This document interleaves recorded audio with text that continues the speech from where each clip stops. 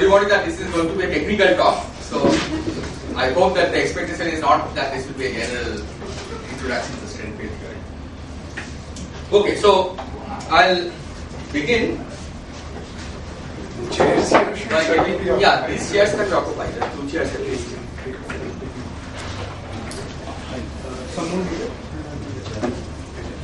Try to request. Somebody come and sit on these chairs.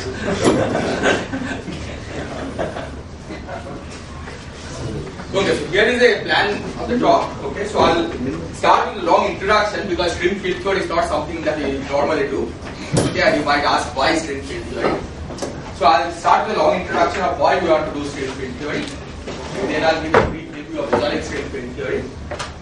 I'll review the problems for type 2 and heterotic string field theories.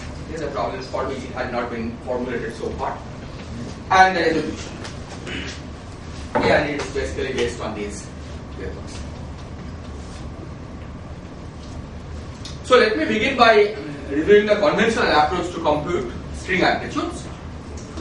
So in particular, if you have a amplitude, say G loop, n-point S matrix element in superstring theory, it takes a general form like this. Okay, I'll explain by a symbol. So MGN here is a moduli space of genus G Riemann surface with n punctures. Okay, so these are just marked points where you insert the vertex operators. These are based n punctures. So this symbol means that it's a correlation function of the worldsheet conformal field theory on a Riemann surface with genus G and n punctures. So this will be a function of the moduli, and we will integrate over this. V1 to Vn, which appear here are the BRST invariant vertex operators in the worldsheet superconformal field theory of matter and ghost system. And this object, these are additional operators that you have to insert inside the correlator. So these involve additional insertion of worldsheet ghost fields, and ECOs refer to picture changing operators. These appear in superstrings, and these are necessary in order to get correct integration measure over the moduli space. Okay, for example, if you didn't have these additional ghost insertions, what you will have here is a zero form, or a scalar on the moduli space, which you cannot integrate. Okay, unless you specify a metric on the moduli space. So these ghost insertions are necessary to make it into an appropriate form that you can integrate over the moduli space. And one of the features that string theory has, okay, and this is something that we are normally proud of, is that in each loop order we have a single term for a given amplitude. Okay, for a given G and N, we just have this term.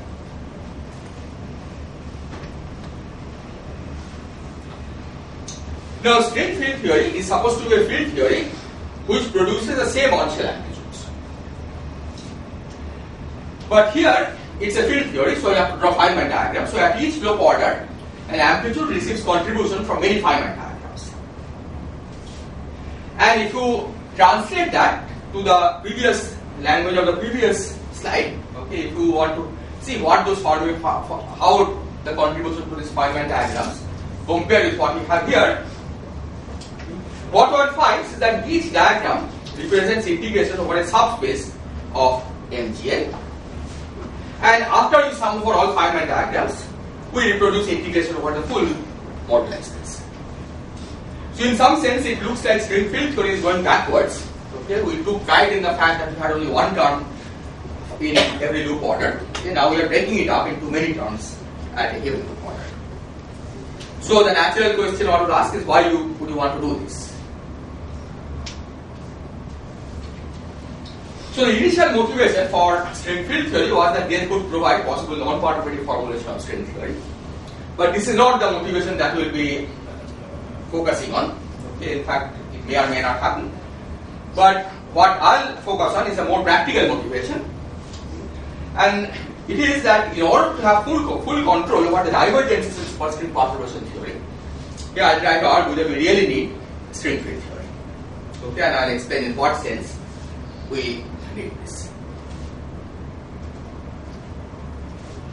So let me begin by recalling the ultraviolet and infrared divergences in quantum field theories. So the best way to understand ultraviolet and infrared divergences in quantum field theories is by using the Schwinger parameter representation. So a propagator in a quantum field theory typically has this term in the denominator, k square plus m square. And we can express this in the Schwinger parameterization in this form. Okay? This is just integrated as a express an integral over this extra parameter s, which we call Schwinger parameter. So once you make this replacement, then in any Feynman diagram, we can represent each propagator this way, and you can integrate over the momentum using rules of Gaussian integration. Okay, because the momentum dependence now becomes purely Gaussian. Okay, it contains exponentials of k square plus m square, and at most some polynomial in momentum that comes from the vortices. So you can carry out the momentum integral without any obstruction, and in the resulting expression, okay, we still have divergences, but now the ultraviolet divergences, which corresponds to divergences coming from large momentum, they correspond to the s going to 0 region of this integration, and the infrared divergences, which corresponds to some of the propagators going on shell, which means k square plus m square going to 0, they come from s going to infinity region. Okay, you can easily see that the divergence of this as k square plus m square goes to 0 really is the divergence that is coming from the largest region. And one point to note is that we will use the notion of infrared divergences in a somewhat more general sense. That any divergence that comes from one or more internal propagators going on shell, we will call infrared divergence.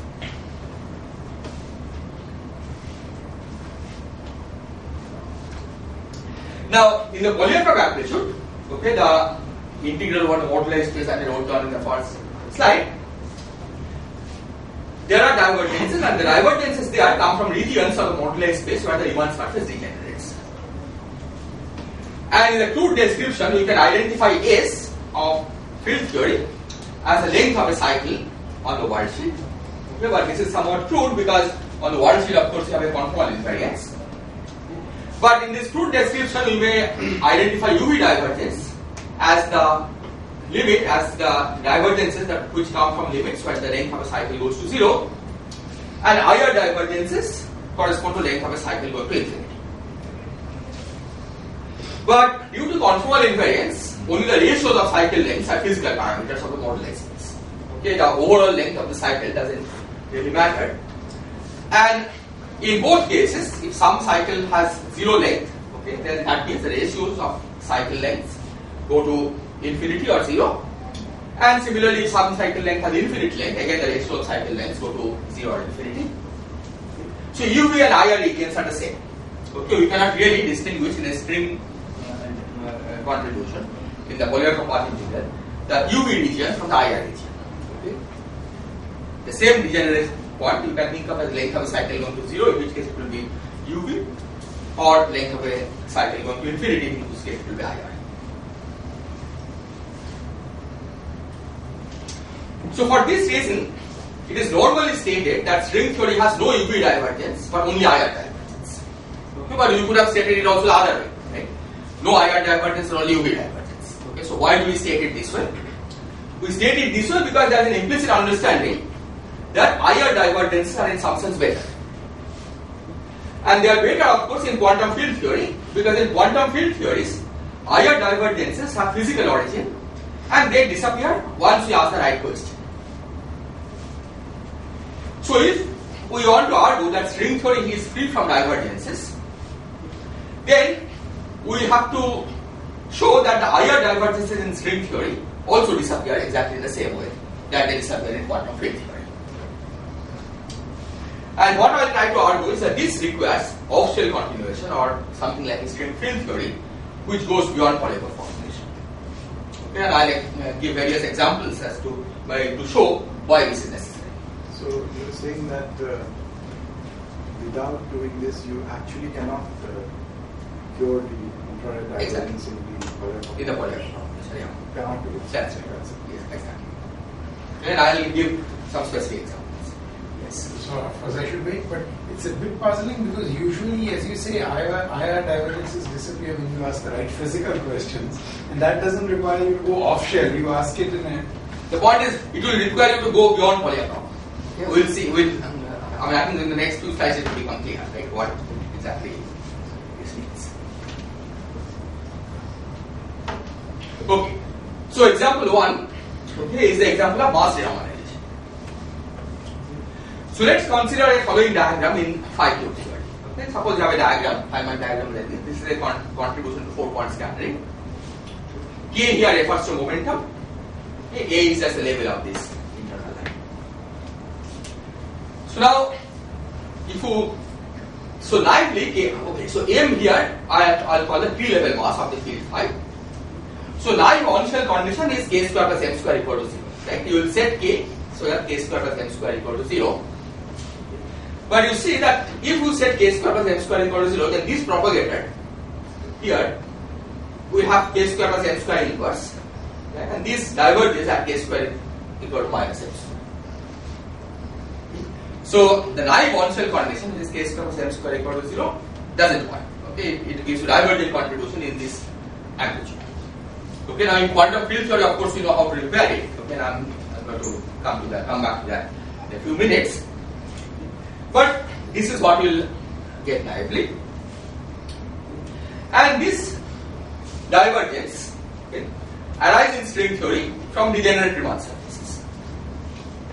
And to see what kind of degenerate Riemann surface corresponds to that divergence, you basically have to take the same diagram and just thicken the lines a little bit. Okay, so that it looks like now a torus. This circle looks like a torus. So here it is. So if you consider a 4-point amplitude, okay, this is 1 loop 4-point, genus 1. Then it has a degeneration limit, okay, where a torus with 1 puncture gets connected by long handle. This is the cycle length becoming large, to a sphere with 3 punctures. So this is divergent in normal polyactive amplitude, and this is exactly the same kind of divergence that you saw appearing here. Okay, when you set K square plus M square equal to 0. Any questions on this?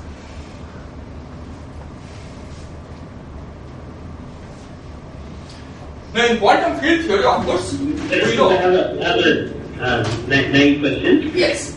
Okay, that is, are there divergences that we usually encounter in the Fourier formulation which just happens when the punctures collide? Yes. Can you just say a little bit more about those and how you interpret those in this paper? Yes. So just even in the sphere. Yes. So this indeed is you can also think of this divergence as the one where 3 punctures are colliding. Mm-hmm. So this is Oh, I see. so the puncture position divergence is already included here. Right. So if you have a sphere with 4 punctures, say 2 of them are colliding, Mm-hmm. that will be like 2 3-punctured spheres joined by a tube, long tube. Okay, so you don't really need different divergences for dealing with puncture position. It's all included here. Okay. Any other questions? Okay, so in quantum field theory, in order to deal with such divergences, you have to use the notion of mass renormalization. So we go off shell, then we resum the contribution to off shell 2-point function. Okay, you can see that this is the original propagator. Now this is naively at K square equal to minus M square. This will be more divergent than this one. Next one will be more divergent than the first two. But once we resum, we write this as K square plus M square minus some function of K inverse. Then we determine the renormalized mass square as the zeros of this in the minus K square plane. Okay, that's what we do in quantum field theory. But this framework is not available to string theory in its usual formulation. Okay, and the reason is that we need this condition K square equal to minus M square, where M is the P-level mass, to get BRST independent vortex operator. Okay, in the usual Polyakov formulation, you cannot change the momentum carried by a vortex operator because it destroys BRST invariance and all the associated nice features. Okay, the result, for example, will start depending on the worldsheet metric that you put. Okay, you will not have the Y invariance. So I should just understand, after you do the mass renormalization, then there will still be in a similar sort of resum set of diagrams a divergence, when now K square becomes the physical mass.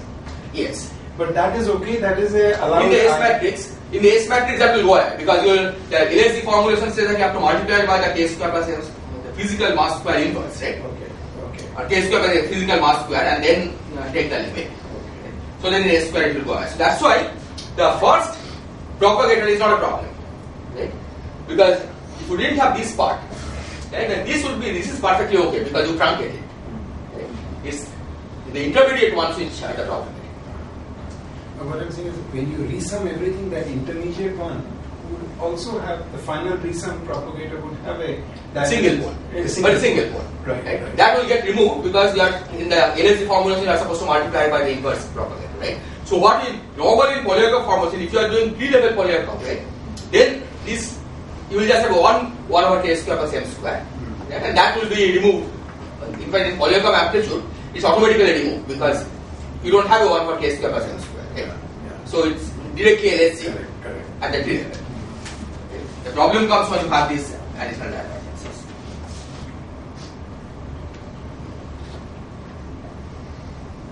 Okay, so the second example, okay, where we encounter divergence in field theory is in the form of massless dipoles. So let's suppose that you have a following diagram, and now this time I am considering massless 5-cube theory. So if you start the massless 5-cube theory, you may have a divergence like this. Now, why is it divergent? It's divergent. Okay, we are not talking about UV divergence because those are not there in string theory anywhere. We are talking about IR divergence. This is divergent because this propagator, okay, this is 1 over k square, okay, this thing, and you have evaluated k equal to 0 because the momentum doesn't flow anywhere. Okay, so this is carrying 0 momentum. So this diagram is nicely divergent because you get 1 over k square evaluated at k equal to 0. In string theory, again we can identify such divergences. Okay, basically it corresponds to a long string disappearing into a torus, a long handle going into a torus. No vortex of water on this side. This time all the vortex of water are here. Okay, again you just take this diagram and thicken out each line a little bit. Okay, and take this leg to be so these divergences are very much present in string theory often, and you don't know how to deal with it. In quantum field theory, on the other hand, you do know how to deal with it. We deal with it by writing down an effective potential. Okay, so you, in fact, will not even sum over these diagrams because these are what are called one particle reducible diagrams. We first construct the one particle irreducible 1 pi effective theory. Okay, write down a potential. And the fact that there is a dipole-like contribution is encoded in the fact that there is a linear term in the potential that is generated at one loop. So you are supposed to now identify the local minimum of the effective potential as a quantum directed vacuum, and then quantize a theory around that shifted vacuum. But this option does not exist in conventional formulation of string theory because the choice of vacuum is fixed at the tree level by demanding control inference of the world shift theory, and it cannot be altered. Because again, then the whole structure will break down.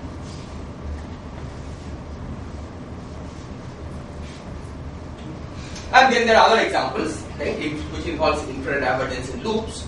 Okay, so take again massless 5-cube theory. Yeah, so this time I am considering a 5-cube theory which is massless at a tree level. Suppose phi had no mass, but suppose phi acquires a non-zero mass from on loop directions. So then we will consider a diagram like this. This diagram now will have many factors of 1 over k square. Right? If you just try to do this, each blow up as k goes to 0. K now is the loop momentum flowing through this. Each blow up as k goes to 0, and these are similar infrared divergences. Again, in field theory, there is a remedy. You have to first resum this to write it as 1 over k square minus c of k, and then do the loop. Okay, this basically corresponds to shifting the mass, and there will be no infrared divergence if you do this. But again, in string theory, you cannot do this because there is no systematic procedure by which you resum. Right? You first calculate each genus by integrating over the moduli space and then combine the results.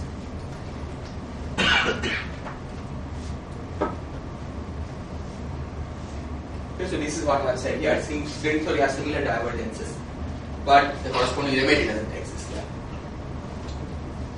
So the conclusion from all this is that in order to prove that string theory provides finite answer to all sensible questions, we really need to go beyond the conventional framework based on Polyakov formulation. Okay, and this one possibility is to try to find a field theory of strings. Okay. So this field theory will have the feature that the conventional on-shell amplitudes will be written as a sum of Feynman diagrams, and then one could manipulate those Feynman diagrams. Right? Once you have written as a sum of Feynman diagrams, you can try to read some part of the diagram, okay, which you don't have if you have one single integer. Right? You don't know which part to resum or how to organize the resummation. And there are other possible applications of a field theory of strings. Again, all perturbative. One, for example, would be possible to do for unitary or perturbative S matrix. Okay, this is still an open problem. Everybody believes that it should be unitary, but a complete proof has not been given. To all orders. To all orders in perturbative. In light cone string field theory, people have tried to do that, but light cone string field theory itself has ambiguities because of contact charts and all. Okay, so it's not clear. There is one formula to where everything works.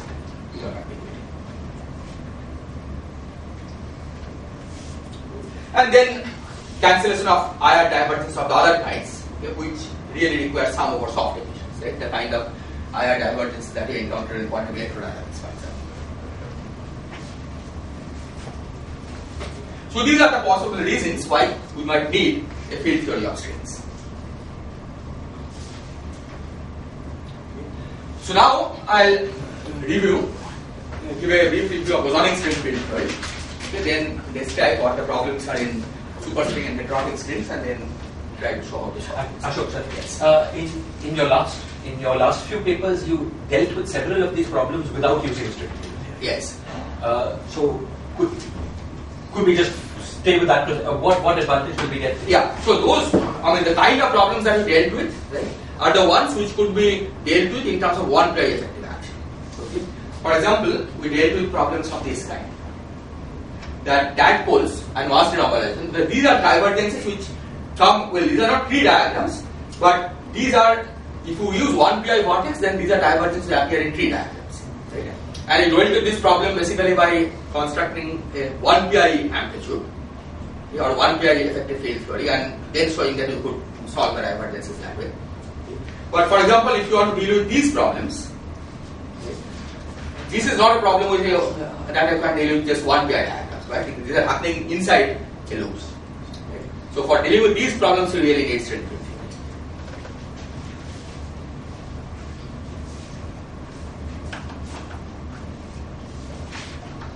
theory. Okay. So review of bosonic string field theory. Okay. So this is going to follow Schwarzschild. So we will denote by H the Hilbert space of Waldseed conformal field theory of matter plus hosts. Okay. B and C are the standard hosts. Aliens are the Virasoro generators, and the convenient notation for combining zero modes of E, L0 and C, E, L and C are E0 plus minus, which is defined here, L0 plus minus and C0 plus minus. Now, it turns out that for string field theory, it's useful to work in a subspace of H, which are called HT, and that is the subspace of states which are annihilated by B0 minus and L0 minus. Which means B0 minus B0 bar annihilates the state, and L0 minus L0 bar annihilates the state. And the ghost numbers are assigned as B and B bar carrying minus 1 ghost number, C and C bar carrying plus 1, and matter fields carrying 0 ghost number.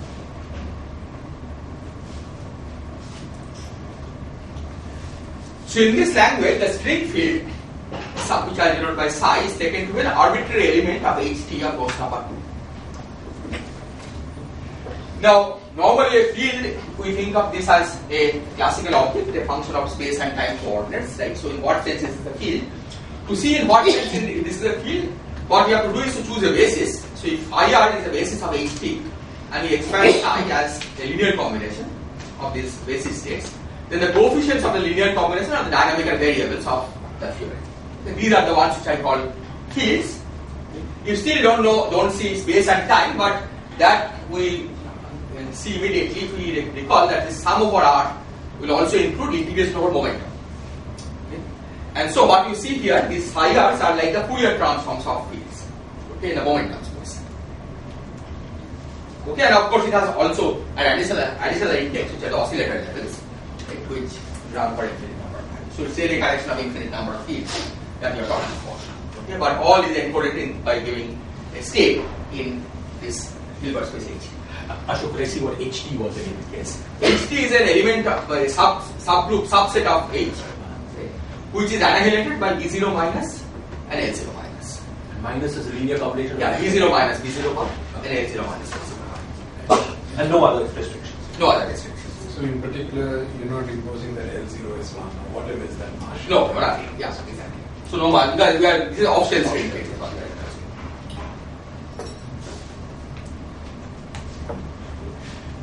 So in terms of this, okay, the classical action has a simple form. The first term is a kinetic term. Okay. So let's forget about this term for the time being. First term is a kinetic term.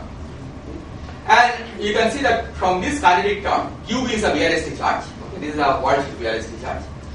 So if we just have had this term and if we write down the equations of motion by the first variation of psi, setting it to equal to 0, we just get QB psi equal to 0, which is a condition that states are VLST invariant. Right? That's the standard on-shell condition for fields. Okay, for in the first quantized. So the solution to the equations of motion for the second quantized theory are the physical states of the first quantized theory. This is the interaction term. So here is psi to the n. This is a notation that you have inside a curly bracket n factors of psi. And this object, okay, given a set of operators, vortex operators a1 to an, this by definition is a correlation function on the sphere of this vortex operators a1 to n. Okay, and again we have to insert additional ghosts because to make it into an appropriate form.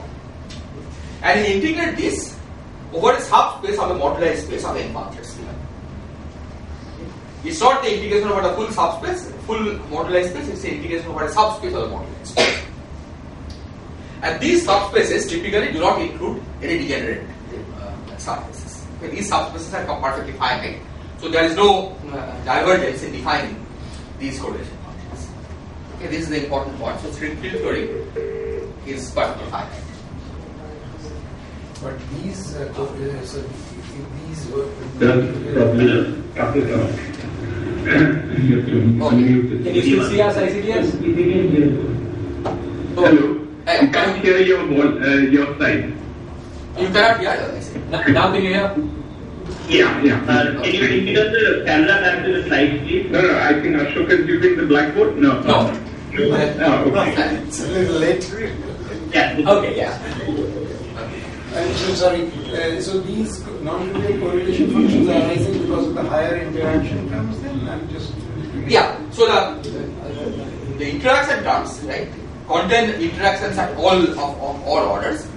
Right. So in endpoint interaction, right, you add in the vortex, and that endpoint interaction term has this structure. Then you calculate the correlation function of this n vortex operators, right, and you integrate over a subspace of this vortex space of n punctured sphere. And then you have various such terms inside to the end, so you fill out the entire moduli space? No. So, because the point is that the psi to the n should not fill up the entire moduli space. The Feynman diagram should, right? But a 4-point function, for example, right, there will be one contribution from psi to the 4. Okay? But there will also be the ST and U channel. Okay? And the idea is that this gives part of the moduli space, and these diagrams give the rest.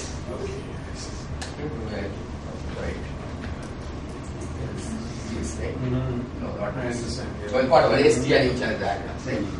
So together they fill up the whole moduli space. So in a sense, you can say that these M0Ns are chosen so that they fill up the moduli space. Okay, but there is a better way of saying this, which is gauge invariance. But they both give the same point. Okay? That if you are, taking a practical viewpoint, right? You can say that you start with psi q, right? Then with the psi cube you build all 4-point functions, right? ST and U channel diagram. You find that some part of the moduli space is missing. You supply it as psi cube 4, right? The 4-point interaction. And then starting from there to calculate the all 5-point functions, and whatever is not covered, you build the function. Right? That is one way of saying how to determine the M0. But you say that there is a deeper way. Yeah, this is also implemented time to gauge invariance of the data. Unless you choose it that way, right, this Lagrangian will not have a gauge invariance. Right? Because you can say at the linearized level, right, if you change psi by qb times lambda, the action is invariant. Right? And the question is you have to have a nonlinear generalization of that invariance. Right? That happens only if you have chosen the vortices this way. So it's not just invariant when the psi goes to qb psi with the higher interaction terms, but you can generalize the gauge transformation. Exactly. That's it. Is that known how to do? Yeah, that is known how. Yeah. Practical method that is, suppose you start with some three-point vortex, right? You just draw these Feynman diagrams. Right? You get what you find is they have covered part of the moduli space. Whatever is left, you put in the four-point vortex. Right? And the point is that all the degenerations are already covered by these diagrams. These diagrams. Okay? So whatever you have to fill never contain degenerative ones. Is this okay? Okay, so this is what I have said. The subspaces M0 are chosen to ensure gauge invariance of the action. Okay? And the fact that these two are related is not, completely surprising. Because imagine that you have gotten a prescription in which the endpoint amplitude leaves out some gaps in the moduli space. Okay? And you have inserted a DIST invariant of order at 1. Okay? Typically that gives us total derivative in the moduli space. And if the moduli space has gaps, then you will get boundary contribution from those gaps. Okay? So you will not, in terms of word identities, you will not be able to prove word identities of decoupling of these pure gauge states. So you can see that these two have to be correlated. Then you have to fill the whole moduli space, right? And that also ensures gauge invariance of the string. Okay. Now, one important point to note is that the definition of this. Okay, now that we are not using on-shell vortex operators anymore, these are arbitrary off-shell vortex operators in HT. This depends on the choice of the worship metric around the punctures. But what one can show is that if we make different choices of the worship metric, they typically lead to different string field theory action. The actions look the same, but of course that content is different because the definition of psi to be n has changed. But all these different string field theory actions are related by the definition of the string field. So in a sense, even though it looks like that the result depends on the choice of the worship metric, the physical content of the theory remains the same. Because field redefinition shouldn't change, they are the physical contents.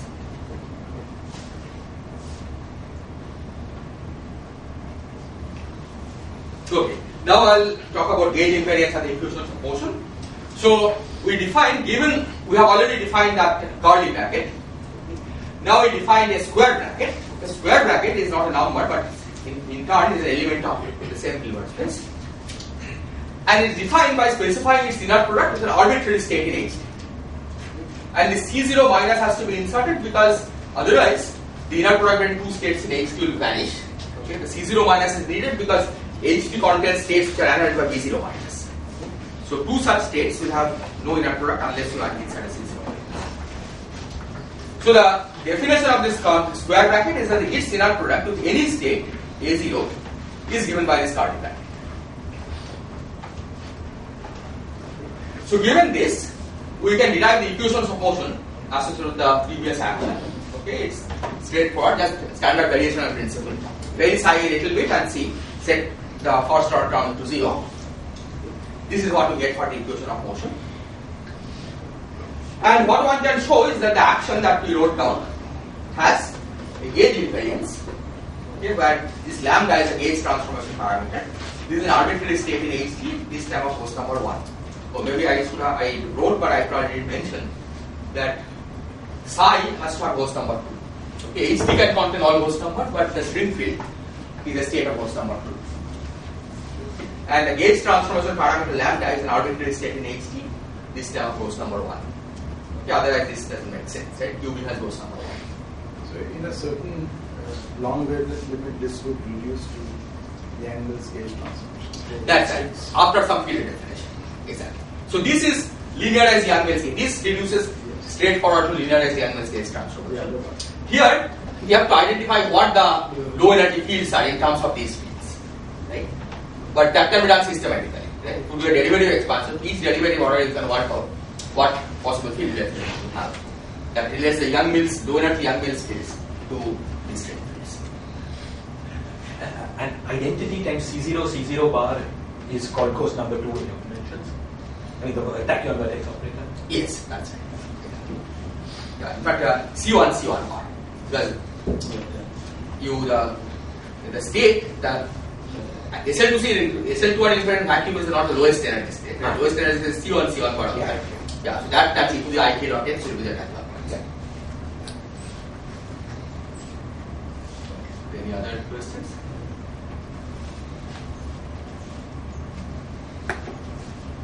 Okay. Now gauge fixing and 3-level Feynman rules. So normally one works in Siegel gauge, okay, which is that you will impose a gauge condition P0 plus on psi equal to 0. In this case, the kinetic term takes a simple form is C0 minus C0 plus L0. C0 minus was already there, and in the action C0 minus was already there. The part of QB that contributes now only the C0 plus L0 plus part that contributes. The kinetic term is C0 minus C0 plus L0 minus. And from this you can work out what the propagator is. Then the propagator is simply given by this expression over here. E0 plus, E0 minus, L0 plus inverse. Okay, that's the inverse of this. And this delta L0 minus is simply imposing the fact that all states must have L0 minus equal to 0, right? Because you are working in HT. Okay, if we hadn't put this, but just said that we are working in HT, that would not have been particularly high. But I put it in explicitly so that I can rewrite this now as an integral. Okay. So this L0 plus inverse and delta L0 minus together can be written as an integral of this sort. And this has a nice interpretation. That now when you draw Feynman diagrams, imagine that we have a vortex, two vortices joined by a Feynman diagram. Each vortex, okay, as you saw, has an interpretation of correlation function on some sphere, right, with some insertion. And now suppose we are joining by this propagator. So this turns out to correspond to joining these two Riemann surfaces by a tube. Okay. And S essentially is the length of this tube and theta is a twist.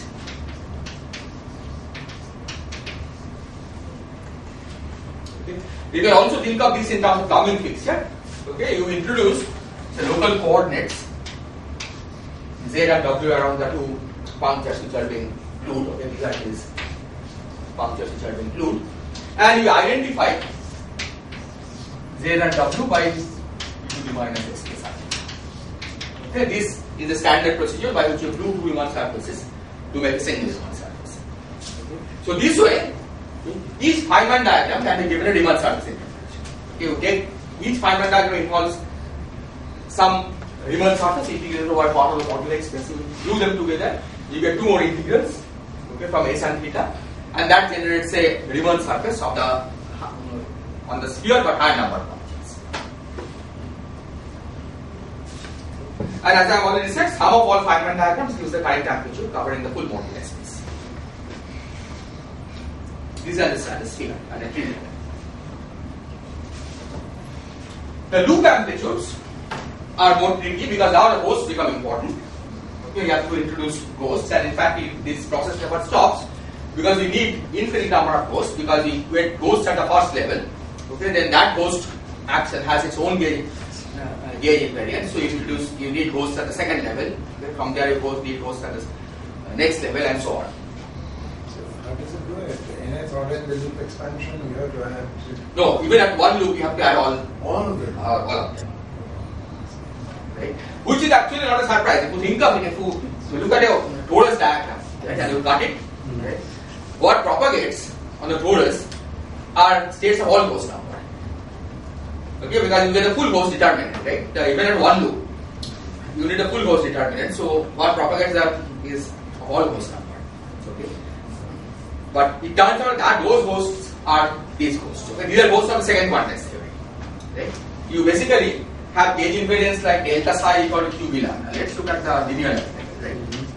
Then delta lambda equal to QB phi. This is the invariance of this, right? Because QB square is 0. Then delta phi equal to QB chi. That's an invariance of this. So you keep reading more and more ghosts, right? Infinite number of ghosts.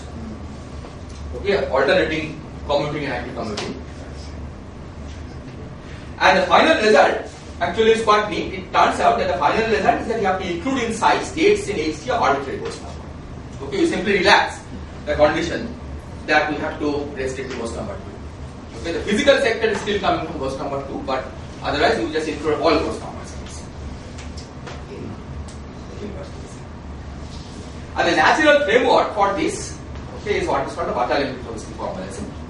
Okay, I'll just say briefly about how that translates here, but not very much detail.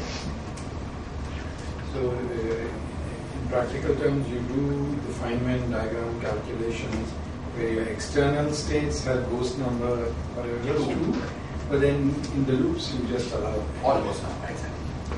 That's it. So, in the Bartholomew-Minkowski formalism, we have fields and anti-fields.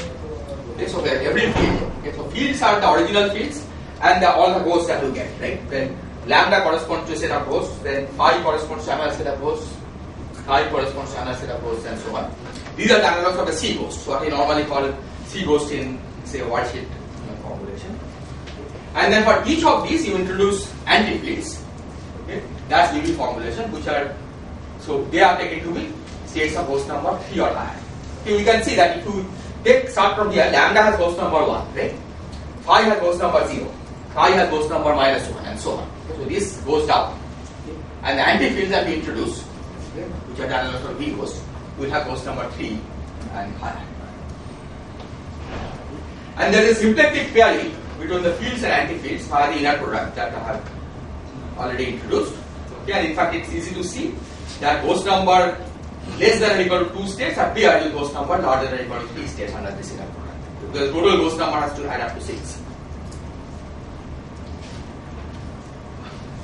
Another way of saying this is that if we take an arbitrary function of f of psi, and if under arbitrary variation of fields delta f takes this form, okay, there is 2 different ways of writing the same variation. Okay, you can either write it as an inner product f on the left or f on the this is so this is right derivative, this is left derivative, okay, because delta psi is on the right here and on the left here. Then the anti-bracket or the analog of the generation of Poisson bracket, okay, to BB between these functions f and g is given simply by this product. Okay. Right derivative of f times left derivative of g. And now the classical action can be shown to be invariant under what is called the BRST-BB transformation, which is delta psi proportional to the anti-bracket of the action with psi. Okay, so the transformation laws and the action are intimately related to each other. And the fact that the action is invariant, classical BB invariant, simply says that the anti-bracket of S and S will be 0. Okay, that's the condition that we put on the action. And the original action that I wrote down indeed satisfies this. Okay, are there any questions?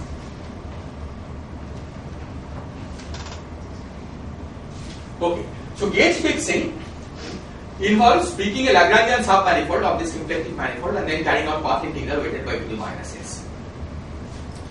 Now it turns out that the action S has same structure as the tree-level action, except that of course you include all those numbers. But now the definition of this also requires contribution from higher genus human surfaces. You have to add more terms to these vortices, and physically this corrects for non-invariance of the measure. Okay, what one can show is that the integration method, okay, is not always invariant under this BRST-BB transformation. You have to correct for it, and there is a systematic procedure for correcting for it, and that involves including additional terms in the action. Basically, whatever the lack of invariance of the measure, you add it to the action, right, which compensates for it. So it's strange that the field theory I would have imagined that you build up the Riemann surfaces from the diagrams of some original action. Yes. But here, So the original action includes these also. yeah, Right? surprising or I mean it's natural. Well, it's you can say it's surprising. Yeah. On the other hand, as I said, you can determine these without talking about the string amplitudes, but just by requiring that your full action is big invariant, like action plus measure. Right? And once you demand that, then you find that you automatically reproduce the full amplitudes. Right? So you can think of it two ways. One is that you add this to make your original amplitude, right? Which looks very bit ad hoc, right? Then on the other hand, the other way of saying is you add this to ensure that your result is getting invariant. And the two are the same. The two give the same result. The new thing at higher loops is that like here you said the practical way to do it is you start with what say the cubic terms which generate, then you add the new thing. Yes. According. And here you start again up to some order and then generate the higher loop amplitudes, and then you find in addition due to the non-invariance of the measure. You Yeah, add then if some- you just do that Feynman rules, right, you find that you have not covered the whole moduli space, which you can trace back to non-invariance of the measure. Okay. But anyway, once you know that you have not covered the full moduli space, you add that piece. So you could still just do it by just By the same practical same thing, but Yeah. then it has the interpretation. Exactly. But in any case, the point is, you can leave as a philosophy, right? And you can say, okay, as long as there is a practical method for defining off-scale amplitude, this you can use now to solve the other problems that I mentioned, right? Doesn't matter whether it's ugly or nice. I mean, as long as we have a string field theory, we can use it to address this issue of infrared. So I mean, just to be very dumb about it, it's a little bit the analog of the following procedure that in field theory, suppose you do the S matrix, then you could invent a field theory which gives that S matrix. Exactly. And then use that field theory for other questions. Exactly. That's a little bit like Yeah. So here the point is you have an S matrix which is divergent, right? Because you have not taken into account renormalization. Based on an S matrix, you are building a field theory. But then, with that field theory, when you go back to the S matrix, you take into account these certainties. So that's in a sense the philosophy, right? That formally, in this field theory and the original polyatomic action give the same S matrix. Both will be divergent. But in field theory, you know how to solve this, right? So you use this field theory to solve this problem. Ashok, hello. Yes. So these higher genus contributions to S, would they be special? Can one characterize them very in some special way? Because after all, they are coming from a very specific effect, this non-invariance of the measure. Is it that they get contributions from, I mean, roughly analog of local terms or something like that? Yes, okay. So first of all, they are not absolutely special in the sense that they depend on the choice of the wordsheet metric that you have made, right? The same philosophy, right? That just like in the tree level also, the vortices are not unique, right? By changing wordsheet metric, you can change the definition of the vortices, except that they are related by field definition. The same is true for higher genus contributions. Right? They are not unique, they depend on the choice of wordsheet metric. But you can show that the different choices of wordsheet metric are related by symplectic transformation. Okay, so again, the physical answers remain unchanged. Okay? But they are local in the sense that they don't include contribution from boundaries of the moduli space. So in that sense, indeed, these are special that they are local. Right? They are always coming from the interior of the moduli space. Okay. Go ahead, please. Is that okay? Yeah, thanks. Yeah. The fact that they came from the interior would also have been true about like the 5-4 term. Yes, exactly. Yeah. So they are exactly on the same footing. Right? They don't include a divergent contribution.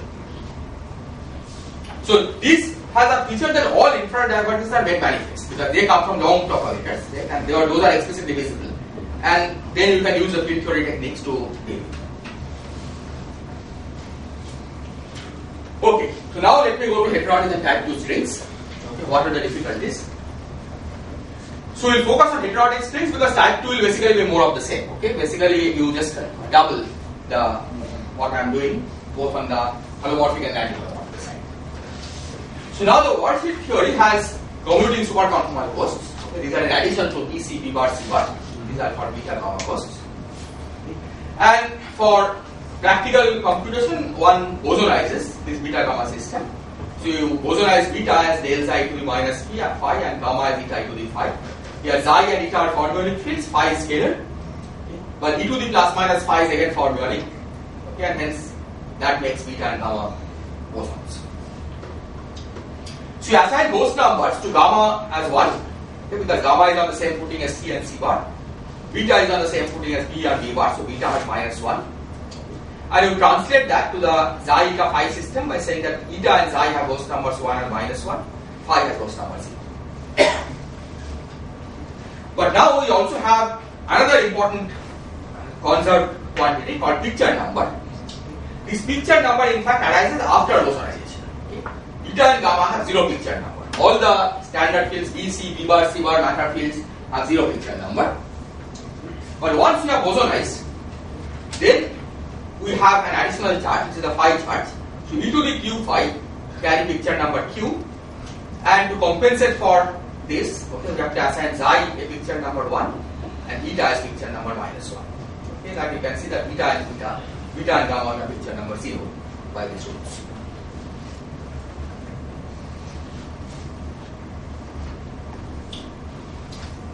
Now, Nebuchadnezzar sector states have integral picture number, Ramon sector states have integral plus half picture number. When you consider the vortex operator, this is what one finds. But the reason that picture number is very important is because each physical state turns out to have infinite number of representations, one in each picture number. So if you allow states in all picture numbers, each physical state will be replicated infinite number of times, okay, which is clearly something you don't want to do. So you need to make a choice of picture number. Okay, when you describe string amplitudes, you make a choice of picture number, and the canonical choice is that NS sector states are taken to be in picture number minus 1 and Ramon sector in picture number minus half. Isn't it almost like a gauging variance we introduce? Because every physical operator seems to be breaking up, being written as a product of two. I mean, like beta, if you just go back, sorry, this is a very naive question. Like you write beta in terms of psi and phi and so on. So you could have done a phase rotation, so to say. I mean, that is true, but so the picture number itself is some kind of, you can say, phase rotation of phi, right? That the e to the q phi gets rotated by e to the I q alpha, right? But the fact that each physical state has infinite number of representatives, right? That's not gauge invariance, because you cannot change from one picture number to another picture number by this rotation. Okay? So this is an abelian symmetry. This just keeps you in that sector.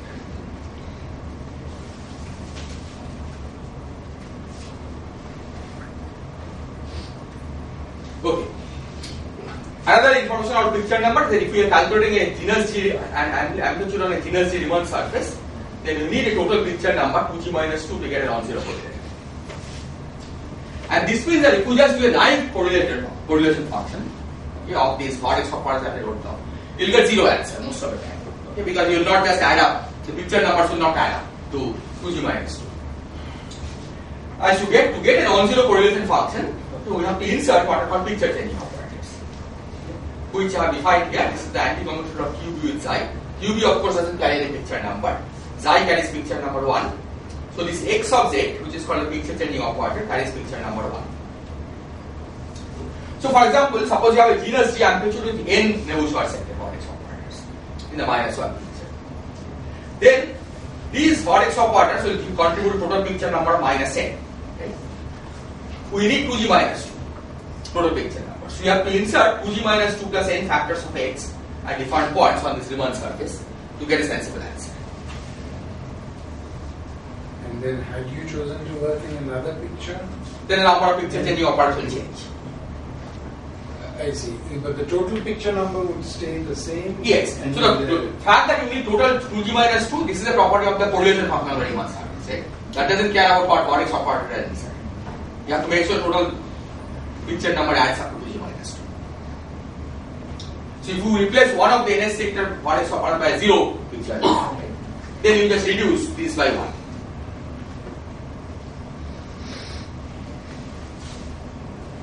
Now, let me explain what are the difficulties. Yeah. So, difficulty 1 in fact has nothing to do with string field theory. This is a difficulty in conventional quantum motion theory also. And that difficulty arises from the fact that in the Xi eta phi system, the divergence is a known always associated with degenerate Riemann surfaces. In fact, the collimator can develop a singularity at perfectly regular points in the interior of the moduli space.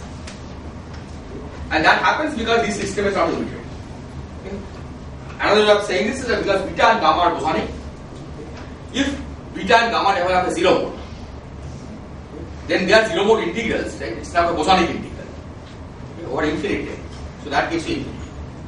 Those are the reasons for getting infinities at perfectly regular points in the interior of the moduli space.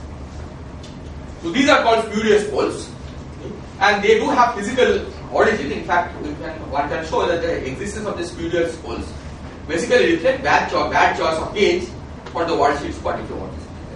Okay, after all, this beta and gamma arose from the worldsheet quantification. And spurious poles, whenever they arise, they reflect bad choice of gauge. Now, it turns out that these can be avoided by judicious choice of PCO locations. These are totally obvious, okay, but the way one has to do it is that you basically choose small parts of the moduli space MGN, choose PCO locations in one way, okay, where you can avoid spurious singularities. In a neighboring region, you take PCO locations in a completely different way, and then you give some correction factors on the overlap. Okay, and this can be done systematically to avoid the spurious poles altogether.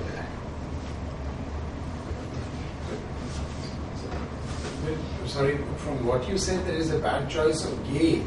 It might have just seemed that, because if I understand, that means you've chosen, for example, if, without the super part, just diffeomorphism, you've chosen some bad choice of coordinates and associated versions. In the coordinate, yeah. So you just choose a better metric and do the... No, these are bad choice of gauge of the super diffeomorphism, right? We have already fixed those. Okay. Right? So, see, these picture changing operator locations correspond to choosing the gravity as delta function, with delta function supports. Right? And what happens is that they are okay most of the time, except that in some subspace of the moduli space, these are codimension 2 subspaces, that choice of gauge is not a valid choice anymore. Okay? So you have left out some flat directions, right, which are being integrated and now giving you infinite answer. But could you just choose the gravity not to be some other function and then get rid of this problem? You could in principle, but that's very hard to deal with in the conformal field theory language. Right? You could. I mean, you have to somehow sphere the beta functions, right? And it's not beta and gamma those, and it's complicated to do this in this way, right? So it's best to use these delta functions, right, where the PCOs are inserted at specific points, and then give a formula by which you go from one patch to next patch, right? You choose them completely independently, right? So that in each patch you have no singularity, but on the overlap you have to add correction factors, right? And the point is that you can systematically work out all these correction factors. In fact, on single overlap you put some correction factor. When there is overlap of 3 sets, you have to use another correction factor and so on. Okay, and this can be worked out systematically, and you can show that it at least solves this singularity, that you can avoid spurious singularity. Sorry, Ashok, I may be misremembering, but I mean, the Kulczynski statement about picture-changing operators would be that the amplitude doesn't depend on the location of these picture-changing operators. Formally, yes. If you move them, you will get total derivatives. Right. Yes. So this it starts depending on the location because of these pools. The point is you have to show total derivatives, right? When you integrate a total derivative, yes, right, it gives you 0, but it may get non-zero boundary condition from the spurious poles. Yes. Okay. Right? So that's why the difficulty is. I see. So because moving the picture changing operator, you can see gives total derivative because it's of this form, right? Yeah. So if you move z to say z prime, right, you get QB with some xi of z minus I of z prime, right? And you can deform the QB commutator and show that it's a total derivative. And sorry, you said that the spurious poles occur when the physical vertex operators are at particular points of the Riemann surface. And the picture changing operator. And they depend on locations of picture changing operator. So, for any given position of physical operators, you can move the picture-changing operators so that avoid the spurious poles, exactly. and you just keep doing that. You just keep doing it, yeah. The point is you cannot do it continuously. That was the difficulty. I see. That because it occurs on a codimension 1, 2 subspace, right, you have to consider that you cannot do it continuously. So you have when you have to jump, so you need to deal with it. Yeah, so when you have and this is your overlap. exactly. I see. So when you have to jump, then you have to add corrections, right? I see. So that's the thing that I see. Any other questions? Any other? Now I'm in the last part. So now with this, the classical action for the NS sector string fields can be easy to write down. Okay, it has exactly the same structure as the bosonic string field theory vortex, field theory action. Okay. The only difference is that, okay, so we take the psi NS as -1 picture, as I said, that's the standard canonical choice. And you can say that this kinetic term now has total picture number -2, okay, which is the correct one on the sphere. Okay, on G equal to 0, the total required picture number is -2, so the kinetic term is perfectly fine. And the interaction term can be made well defined by inserting appropriate picture. Okay, in fact, if you have this interaction vortex, then you need n-2 pictures in your vortex because you are living in G equal to 0. Again, the string field theory action depends on the choice of the PCO locations, okay, but this can be viewed by field theory.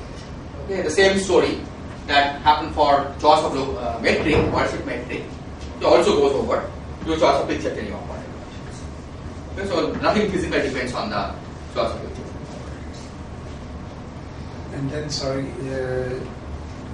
this therefore now gives us also an understanding of the moduli space for these super Riemann surfaces and so on. The moduli space is integrated out already. In this picture, when you use picture tenure operators, the supermoduli integrals have already been performed. So now it's written as just an integral over the ordinary moduli space. In principle, that can be a version of this for the supermoduli space. Right? In the perturbative formulation, there is a version of this. But it's not completely clear how to generalize to string field. Okay, here you use just the standard. Once the picture tenure operators work, then at least in the NS sector, you just can follow the standard procedure. Right? Whatever you do in bosonic string field.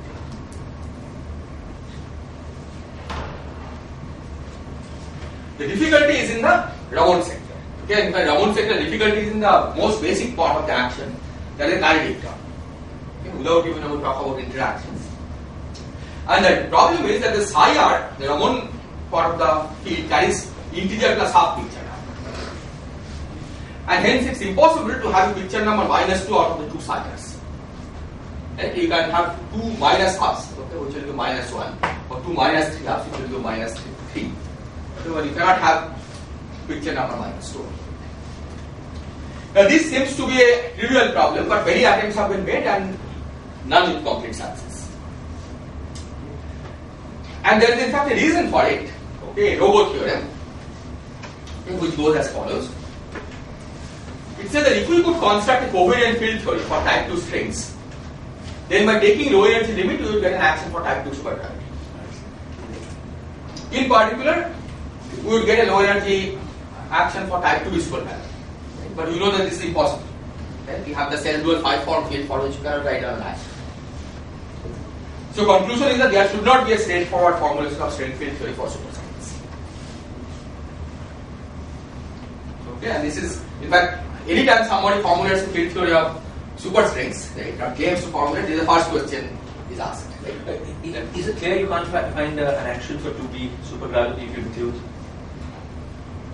infinite number of auxiliary fields? Well, yes, that is another possibility that you can enumerate infinite number of fields even at the massless level, right? But that sounds a little. We will do better than that. Okay. Okay. So here is the resolution. First, I'll state the resolution in the string field language. So we define Hn as a subspace of Hd that carries picture number n. Now we introduce two sets of string fields. Okay, not one set. One I'll call psi, whose Nebuchadnezzar sector belongs to H-1, Ramond sector belongs to H-1. And another psi tilde, whose Nebuchadnezzar sector belongs to H-1, Ramond sector belongs to H-3. And those number of psi and psi tilde are taken to be -2. These are the classical level. At the quantum level, this will be relaxed. And here is the classical action that we take. G is an operator that is is introduced in this. This is the identity on the NS sector states, while it's X naught, which is the zero mode of the picture changing operator on the Raman sector states. So let's see how it works. In the NS sector, everything works correctly for the kinetic term, right? Because this has picture number -1, so -2 total number. In the Raman sector, this works because this has picture number -3 half, G has picture number 1, so this has total picture number -2. This one has picture number -3 and picture number -half, so total picture number -2. Okay, so there is no problem with the kinetic term.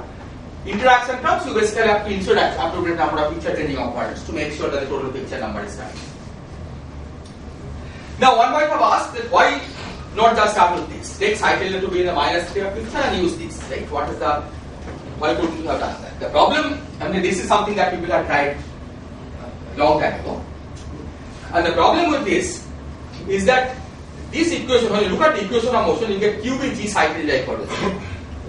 So there are lots of states which are just annulled by G.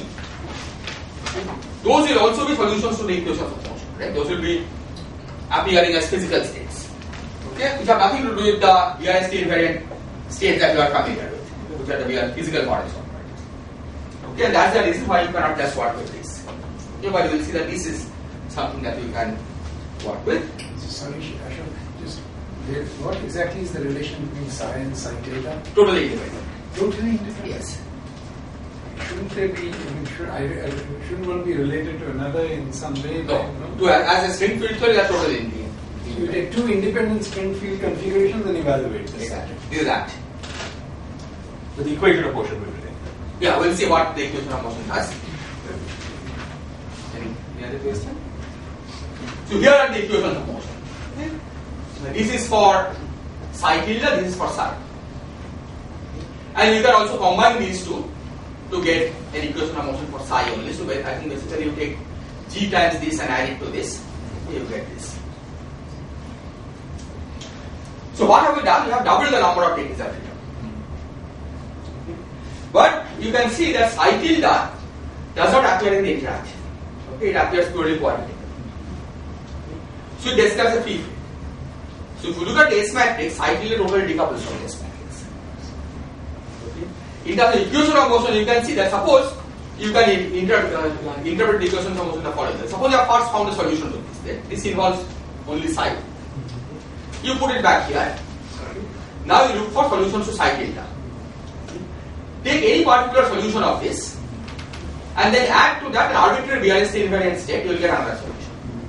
So the psi tilde characterizes an additional set of degrees of freedom, but these are all free fields. Okay? There is no, all the interacting degrees of freedom you can interpret as if it is psi. Okay? And that's also clear from the Feynman rules. Right? In the Feynman rules, psi tilde never appears in the interaction. So what we have is a theory which has an interacting part and a free part. And what one can show is that the spectrum and S matrix of the interacting part agrees with the result of the first quantized population. So we basically have added an extra free part which floats around, okay, but doesn't really do anything at the end.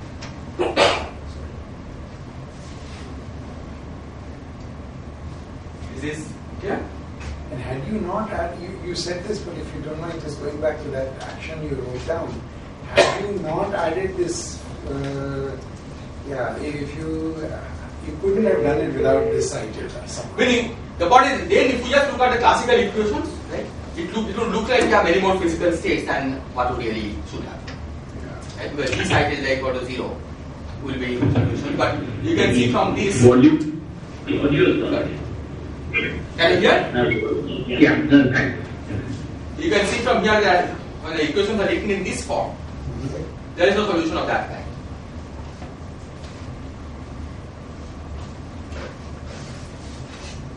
Anyway, so once you have this, we can follow the method used for Bosonic string filter and you can quantize using the standard DB formulation. So these become states of arbitrary ghost number. And we need to add new interaction term to the action, which involve contribution from genus G greater than or equal to 1, but they also involve only psi tilde. Okay, so psi tilde remains free even at a quantum level. And hence in the full quantum theory, what we have is a set of free fields plus what you want. Okay, and this is the best you can do. Is this okay? Actually, I missed something. These free fields, I mean, they're not even produced by the other. No, no. So once we've written it this way, why can't we just write the action as action for free fields, for action for everything else, and then throw away the action for Yeah, you could do that. See, the point is, if you go back to this, right? Suppose you set psi equal to g psi tilde. Okay. You go back to this action and you will look at psi tilde c naught minus q b g psi tilde, and this you throw away. This becomes g psi tilde to the n. So in some sense, indeed you do have those solutions. G psi tilde equal to 0. But they don't interact. So with this hindsight, you could go back and kind of formulate it this way. But it's nicer to do it this way because it's a completely local decomposition, right? And when you think of psi and psi tilde as independent quantities, right? The fields that you are throwing away are just one set of local degrees of freedom, right? Psi tilde, keeping psi. Otherwise, you throw away g psi tilde, right? The g itself is a differential operator, so it looks like you are putting a differential constant.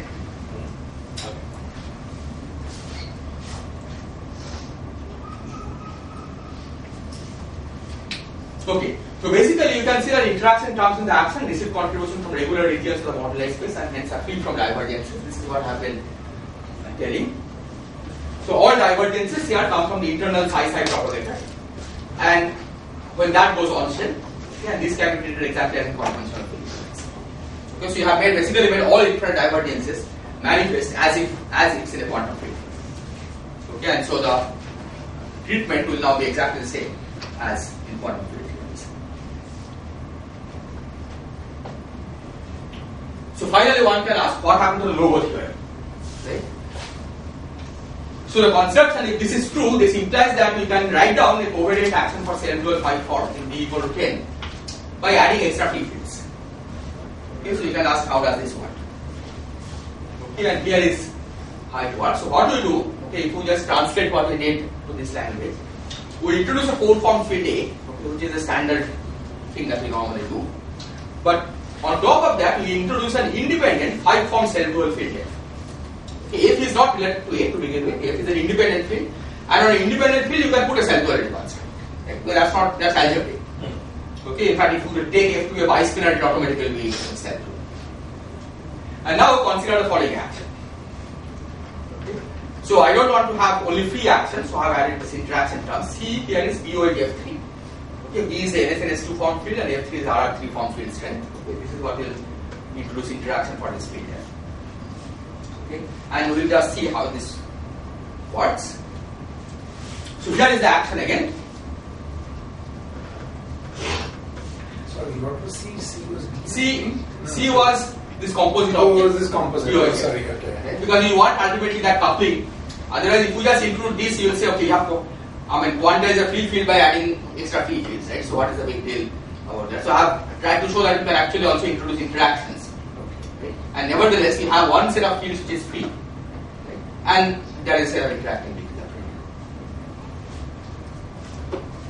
Okay. So here is the action again. Okay, you can say that A is quadratic. So the equation of motion for A and F are given here. Okay. So this is the equation of motion for A. Okay. So it's just D of star dA minus F equal to 0. I have just added this additional dA because it doesn't cost anything. Right? D of dA equals to 0. The equation of motion for F is purely algebraic. So now F, naively you would have thought that it should be dA with C, dA plus C equal to 0. But because F is self-dual, its wedge product with any self-dual tensor is automatically 0. Okay? So what it says is that whatever is wedge product with F, it must be self-dual. Okay, that's the second equation. So the second equation implies that dA plus C is self-dual. Okay, this is exactly the correct equation of motion for the RR4 form potential. So this has given the RR4 form potential. And now if you go back to the first equation, you can see that for given A, so suppose I have solved for A by solving this equation, then F is determined by adding to this an arbitrarily closed self-dual 5 form. Okay, arbitrarily closed self-dual 5 form are just Taylor waves which represent free particles after quantization. Only the extra degrees of freedom that we have introduced are all free, even though part of the theory is interactive. Now this, I have not included gravity. In the presence of gravity, things are more complicated. Okay, in fact, what one can show that once you try to include gravity, the transformation laws are not the usual general coordinate transformation laws, which is not a surprise, right? Because in gravity there is no free field. Right? If you have the usual coupling, everything couples to gravity. Right? So when you try to write and include gravity and write it this way, then the A has non-standard standard general coordinate transformation laws.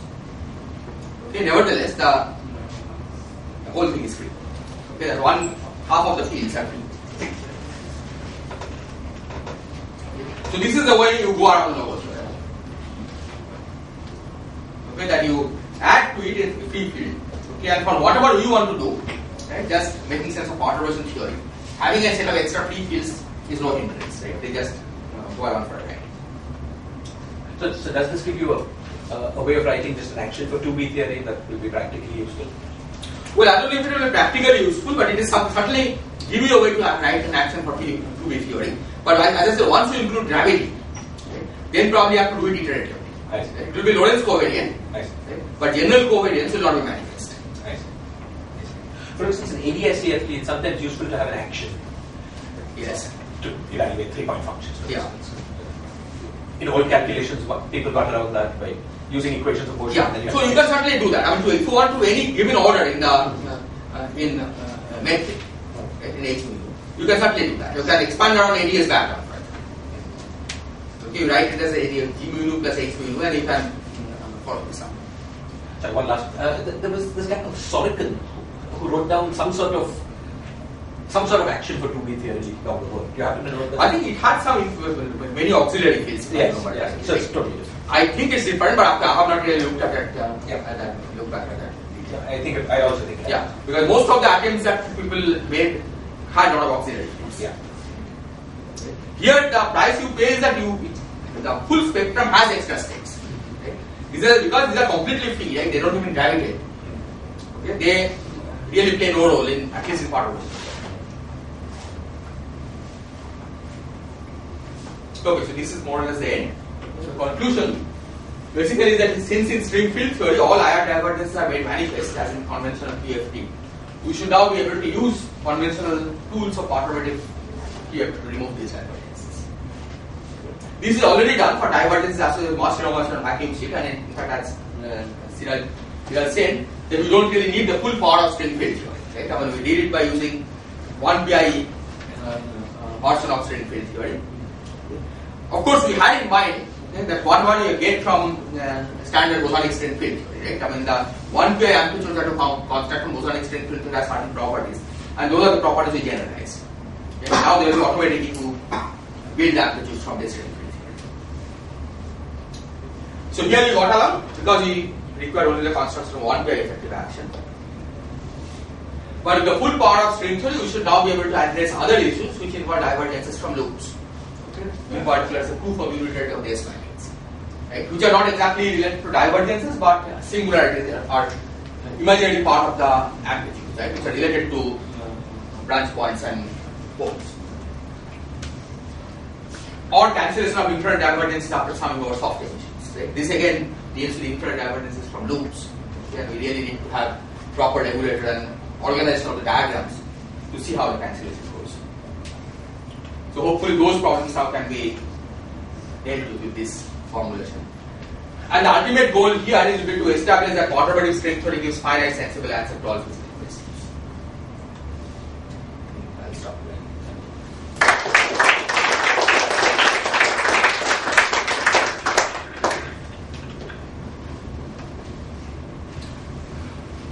Questions? Maybe we can start with questions from ICTS. Hi, Ashok, probably you said this, but if you could repeat it once again, about, this free field and its coupling to gravity. In general, normally you would think that a stress tensor in some low energy way of thinking of it, there would be some stress tensor of this field which would couple to gravity. So that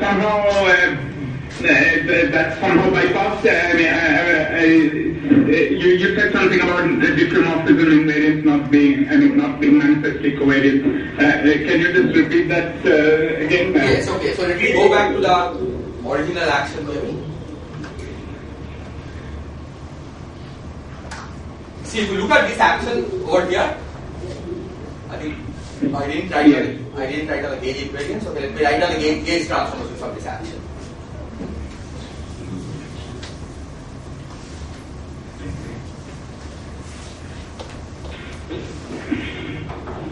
So there are two sets of diffeomorphism parameters which are called lambda and lambda tilde. Okay, just like we have two sets of fields. So delta psi tilde has the form QB lambda tilde plus sum over n 1 over n factorial psi to be lambda. And delta psi is QB lambda plus sum over n 1 over n G, where G is this is the identity in NS sector and X naught in Raman sector. Okay. Now normally the diffeomorphism, okay, is encoded here, okay, in lambda and lambda tilde. Okay, typically you have one set of gauge transformation parameters and the diffeomorphism is encoded here. Yes. Now you see that here there are first of all two sets of diffeomorphisms, which is not very important. Okay. But lambda tilde, okay, appears only in the linear form. Okay. There is no nonlinear term in lambda tilde. Okay. Okay. So psi tilde transforms by that. Okay, that is trivial. Now the usual diffeomorphism is a lambda diffeomorphism.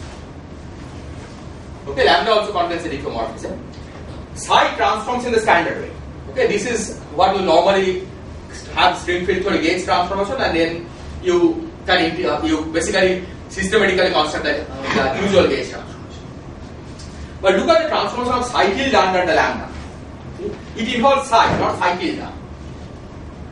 Yes. Right? So which means that if you go back to the this 2B language,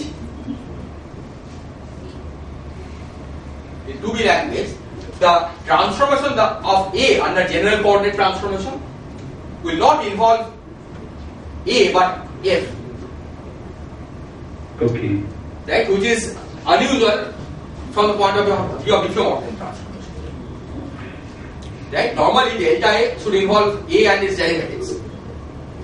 Okay, which is not the case here.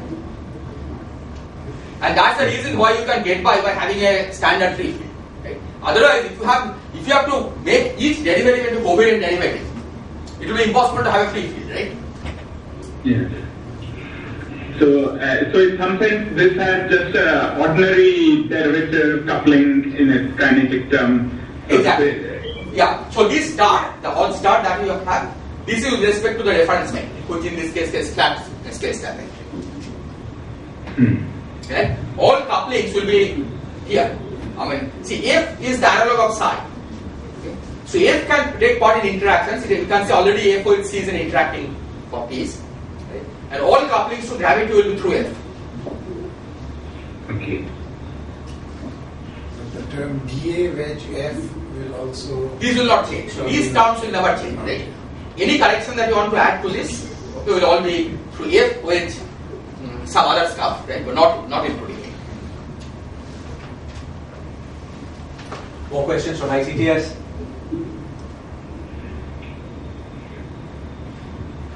Okay, we'll pass for the moment. Yeah. Okay.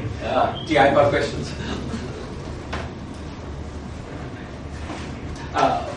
One question, Ashok. Suppose we had two conformal field theories that were connected by marginal deformation. World-sheet string theories that are connected by marginal deformation. So you take the string field theory built around one of them, then the neighboring guy can be thought of as some infinitesimally shifted solution. Yes. Now, I suppose you could also adopt this philosophy for things that are not conformal field theories, but turning on Ramon backgrounds.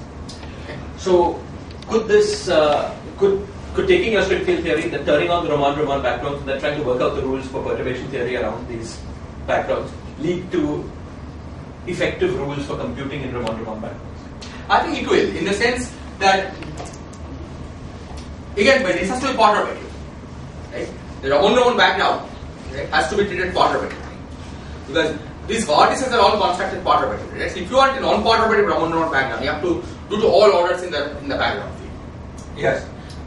Right? But if you've got a classical action, you could imagine finding a non-perturbative solution to that action. Yes, okay. So in principle that is also possible. Right? Given an action, you could try to find a non-perturbative solution. And then try to expand around that solution. Yes, in principle it's possible, but if you want to know systematically how to do it, it's going to be very hard. But if you want, for example, this is one project I have in mind, but I don't know whether it will succeed. Suppose you want to calculate in ADS background, right? Take very large radius ADS, right? Where the Ramon flux is weak, right? Locally, it's like almost a flat space with a weak Ramon background.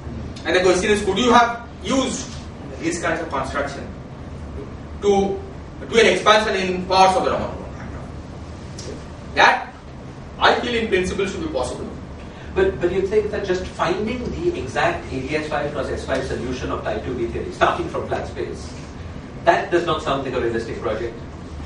Well, somebody who is more familiar with these vortices and all probably may be able to do it, but at least to me it seems like a hard project. Right? It's not impossible because the classical action is there. Classical action is there, and we know a lot about the symmetries. Yes, exactly. Except the classical action has vortices of very, very high order, right? The classical action will have vertices of very high order. That's right, yes. Which you don't know, right? I mean, Well, you know in the sense that you know the relations between those, right? So you may be able to write down a formal solution okay. right? Okay. without actually explicitly writing down those. Without calculating them. Exactly. And we're not looking for an arbitrary configuration. We're looking for Highly one of the symmetric most ones. symmetric configurations of string theory. So you might be able to say a lot about what these vertices evaluate to on those things, even with if you don't know exactly. So sort of do it in a self-consistent way. That is, assume that you have such a background. Yeah, like that you do even in supergravity, right? I mean, when you are looking for ADS factor S5 solution, you can first evaluate this on, say, an ADS factor S5 or arbitrary radius, and then you can extremize with respect to radius, right? Yeah. That's the simpler way to solve this. So in principle, you can evaluate this classical action in simpler class of backgrounds. And then One can identify those simpler class of backgrounds and then try to do this. And then is it sort of just as a fantasy, could one imagine that expanding around, if one could find such a solution, I mean, of course, as you say, the first thing is to do it perturbatively. But suppose one could find such a solution, one could imagine expanding around it. Maybe one discovers the white sheet theory of string theory in ADS5. Yeah, I mean, but that you can do even in perturbatively. If you want to do expand on the wordsheet theory, right? You shift it perturbatively right, to any given order in background, and then you can find the wordsheet theory Right. using this strength field. Right. Yeah. Right. But if you could find a non-perturbative solution, then of course yes, you are right that you can get the wordsheet theory around a generic background, right? Not necessarily small areas. Right. Somehow, large see, areas, for instance, that it should be important that the flux is quantized. That's it, yeah. But flux quantization you will probably not see in the classical solution, right? You won't see in the classical solution. Or maybe you will see. Yeah. Monopole. Yeah. Yeah, probably how would you in the supergravity? in the supergravity you don't see, You right? don't see. Flux quantization. Right. You say because nothing is charged. Exactly. Yeah. So you need something charged. Yeah. Okay. Fine. But something. I mean, if you've done a large flux. Even then, I think the flux quantization you will not see at the level of classical. At least in supergravity. Okay, you start doing quantum mechanics. Then should you see it? I think only Only D-brains. D-brains, you Yeah, see. I think only D-brains will see it. Right?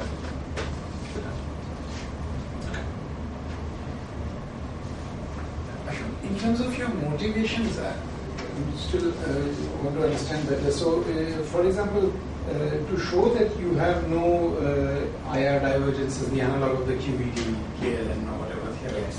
I mean, once you've shown that the divergences can be interpreted as IR, then isn't it enough to show that the string field theory action reduces to the low energy action of supergravity or say theory involving QED, and then just appeal to the IR theorems of QED? You probably can't do it except that to do the reduction, right? I mean, you always have to worry that whether the higher derivative terms that are left out would somehow affect things. Right? It depends on the order of the divergence. I I mean, Wilsonian, if one is thinking in terms of Wilsonian sort of effective action, you first constructed the low energy theory coming from string field theory, which is now QED, let's suppose. Now the higher derivative, like the f to the 4, f to the 8 terms, surely should be irrelevant for studying the IR divergences of QED. Can we not argue like that? So all of that we can... Yes, except that unless there is an overlap between IR and UV divergence, right? Sometimes a given diagram, right? Part of it may have IR divergence, part of it may have UV divergence, right? UV divergence you don't know how to deal with in field theory. Right. I agree. So what I was saying was, now that you so for example, these diagrams, right? Let me look at this mass renormalization diagram that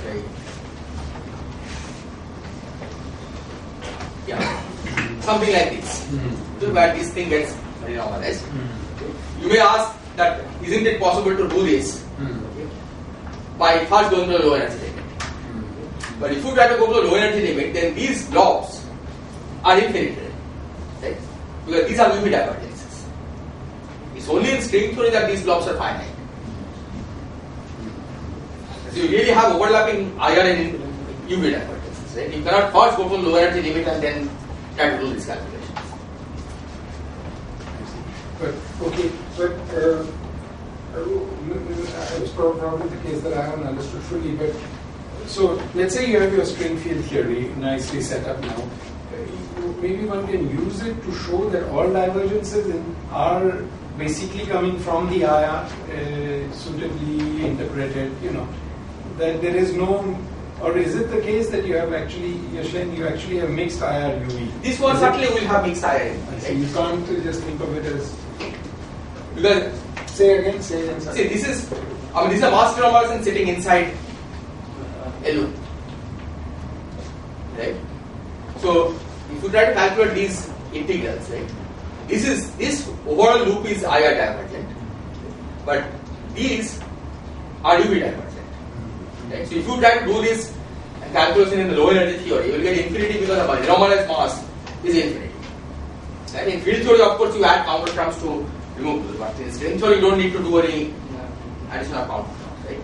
This is just a finite result. I see. Okay. So you're saying there's no, within the context of string theory, it's not so easy to separate the divergence. You may be able to separate in many cases, but in every case it will be different.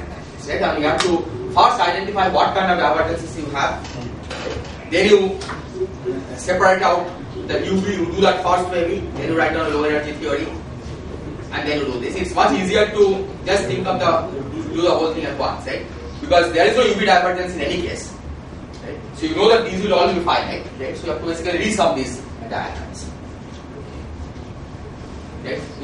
Otherwise, you have to know in advance what kind of divergences could come in a given diagram, right? And then for that particular diagram, you make special rules of how to organize the calculation. Because this function C of k is infrared is UV divergent in a normal field theory, right?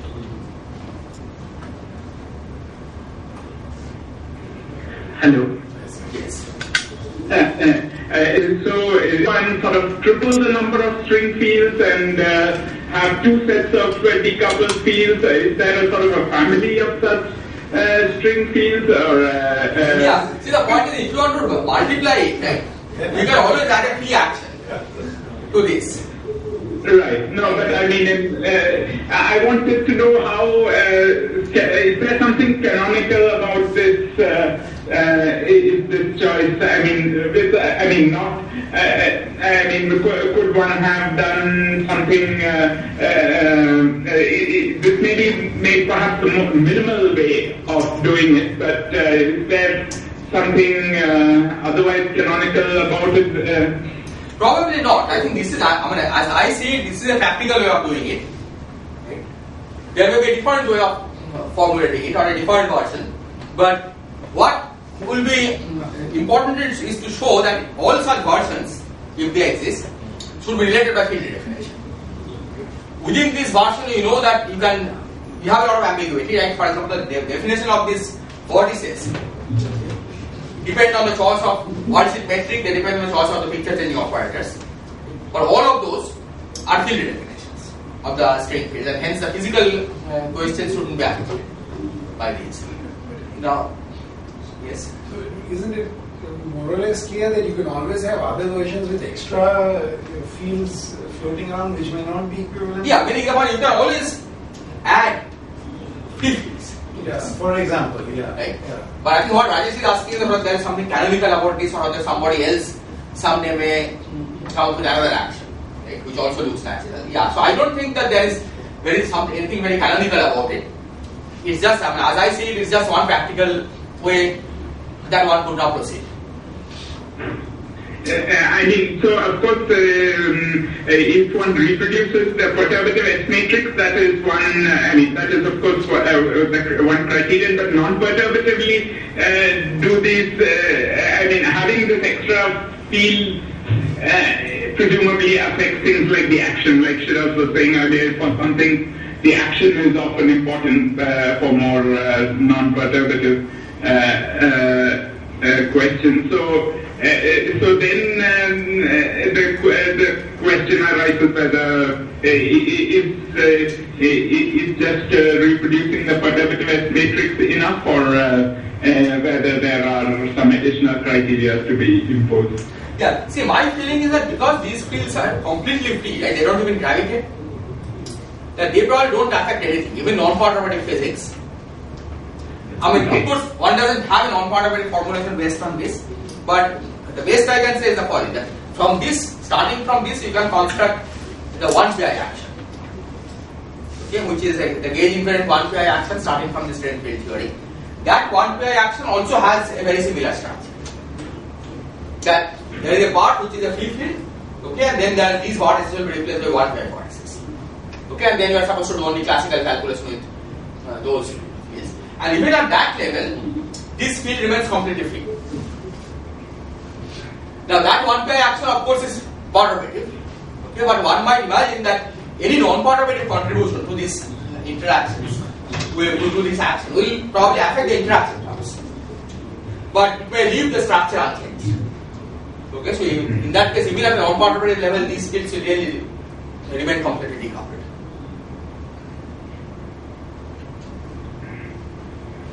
Okay. Is there a way, I mean, what is this, in higher genus, the kinetic term, do you change something? Or? No, in higher genus, all that changes is this psi to the n vortex. This gets additional contribution, okay, which are again controlled by BB quantization. Okay, and so we need to add new interaction terms. Nothing changes in the psi q psi term, that part remains unchanged. And all the new interaction terms again involve only the psi field. But don't we have to have a different picture number for the higher genus? Like it won't be -2. No, it will be the 2-point function. See, the point is, this is always computed at genus 0. 2-point function is always. Yeah, 2-point function is always computed at genus 0. Here it will be -2. Here, depending on the genus, the number of picture changing operators that have to insert will change.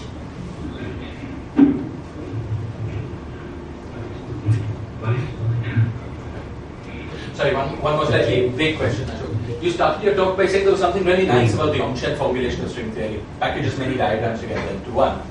And then you go to the off-shell formalism, you give that up. But in the spirit of your last few papers, do you think that this off-shell method will eventually lead to a modified set of Yeah, on-shell? one of the, I mean, not the last paper, but the last one paper that I wrote was essentially devoted to that. That this tells you how to take into account these divergences, right?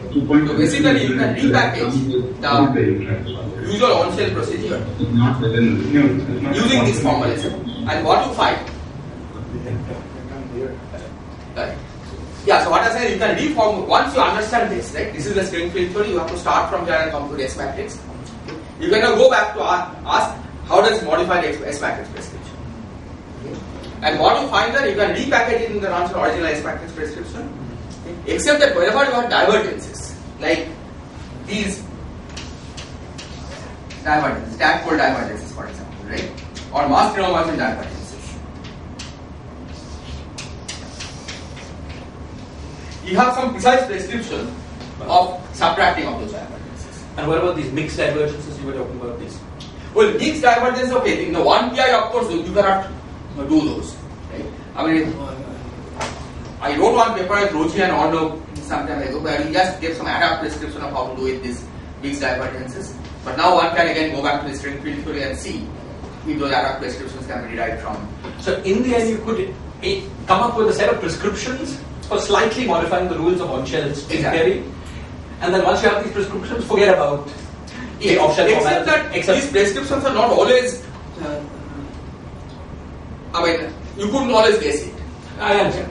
Because, for example, that suppose you have this mass renormalization, right? Normally, you are used to saying that you have BRST infinite bodies of pointers, right? Okay. These prescriptions will tell you that you have to act with this correction which is not BRST. Right. So This analysis tells you is systematic way of computing these corrections to arbitrary order. right. But this is something that is needed. You cannot just work with BRST infinite bodies of pointers. Right. So this formalism will tell you the modifications which might be very non-obvious, but for actual calculations, Yes. using those rules will be much easier than using That's this. right. Exactly. Yeah. You know, that's what one would want to do, right? Otherwise, you are giving up the main advantage of string theory. Right. That having one amplitude. So I was going to ask, so I have a version of this, which is, so for example here at on the sphere you would have vertex operators that break conformal invariants, so they're not 1, 1 or whatever. They're not BRST invariant, I guess, in the more. Not on the sphere. But then. This comes at a loop order, right? Okay. So, but isn't it that you would correct it on the sphere so Yes. that with the one loop, Exactly. then the net answer, that's what you're saying. Will be BRST. Yeah, Right? yeah, That's So, Yeah. That when you compute a sphere amplitude, you have to add this non-BRST invariant contribution. And then you compare the loop amplitude. Now, if you do it naively, you would think that sphere has nothing to do with loops, right? So how can you cancel one divergence from another, right? But this procedure tells you precisely how to combine the sphere and the torus to have this cancellation. So in a sense, I mean, this old stuff that Fischler and Susskind and all tried to do, Yeah, I think this will now take made more very, systematic. very Exactly. systematic That's and right. precise. Yeah. Actually been done. Including tadpoles and so on. Exactly. Yeah, even one of the examples that I looked at in this last paper was tadpoles, right? That's it. When the vacuum shifts, right? If you don't shift the vacuum, you generate a tadpole. And you can explicitly work about the tadpole is, right? And that agrees with all this field for analysis. Yeah, for the U1A. Yeah, that's that's right. right. This is the file approach. So this additional term you add to this vertex operator, in a sense, would you say that that is invariant under the shifted Bayes transformation? I mean, you see, Yes, it is. I mean, in some sense, that is the principle. That Exactly. You must meet the right gauge invariant operator. exactly. Yeah. But if you just work in some worldsheet theory, right? It's not BRST invariant. Sure. Yeah.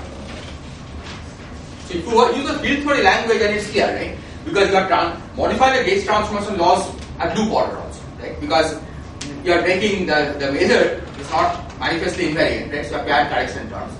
Okay, that also corrects the gauge transformation laws. Okay, more questions, ICTS? More questions, TIFA? I would ask one final Sunny, question. Sunny. Maybe over lunch.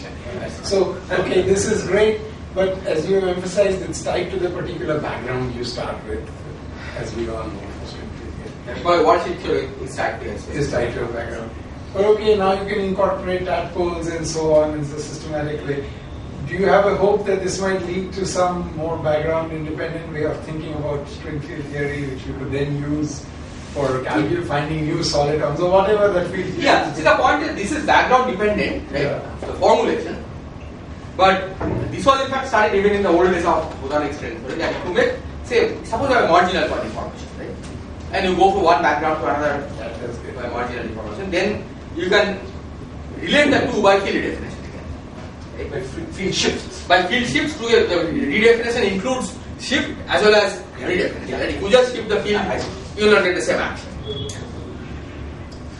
So you can go to the new background. yeah, so it is background dependent, the formulation, right? But the solutions you can get are. Exactly. But the vertices are background dependent, right? Vertices are background dependent, exactly. So that's why you have to make a field, nonlinear field indefinite, right?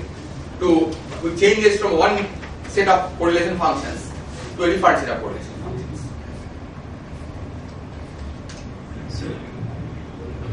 I have the last. Yes. Spent as the last word. So, the notion of string actually is not really a duality invariant concept. I mean, if I make duality transformation. The U-duality transformation. Yes. So this is what is worrying me actually, that you are actually focusing on a specific duality frame also. Exactly. In formulating this. Exactly. And see, that is true in even n equal to 4 Super Yang-Mills action. Yes. It's not duality invariant, right? Yes. But nevertheless, you use n equal to 4 Super Yang-Mills action for anything. So this is in the same space. So it's not some overriding meta theory. No. Somewhere. As I said, see, at the beginning, no, I completely agree. Yeah. See, that's why at the beginning you said itself very clear that the original motivation was to have some kind of non-perturbative formulation. Right? For me, the motivation is to try to make sense of perturbation. Just to make sense of perturbation theory, I think we really need something like this. Yeah, Ashok, I know that non-perturbativity is not your main motivation, but just like in open string field theory, one could find these other solutions for the tachyon, the endpoint of the tachyon compensation.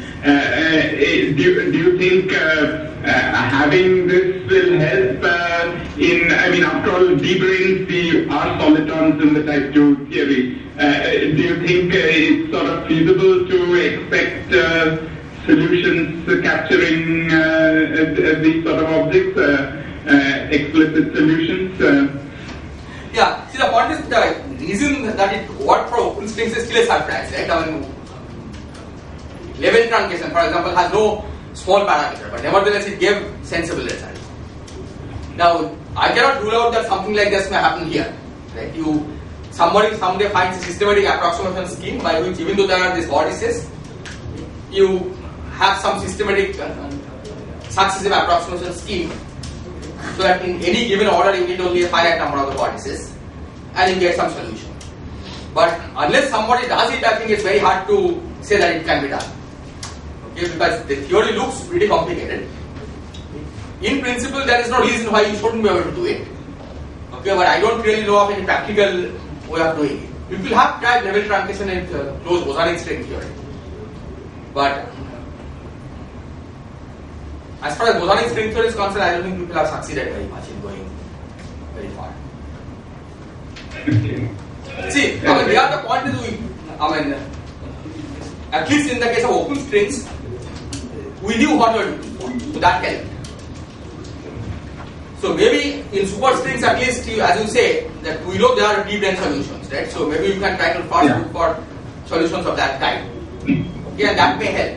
The fact that it has supersymmetry could help us identify how to proceed and construct the solution. The BTS secret, Exactly, yeah. Particularly if you are starting from asymptotic infinity and building on the solution, then at infinity it's weakly coupled, right?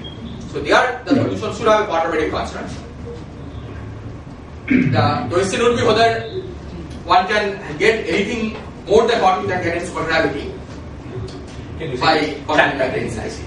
Yeah, exactly. Perturbative branes and so on. Yeah, I mean, in principle, in a sense, open-closed string duality should be somehow perhaps more manifest. Well, I won't say more manifest, but at least maybe easier to view in this. If you want to construct d-branes as classical solutions. Yeah. Okay, since lunch will soon get over, let's terminate. Let's thank Ashok.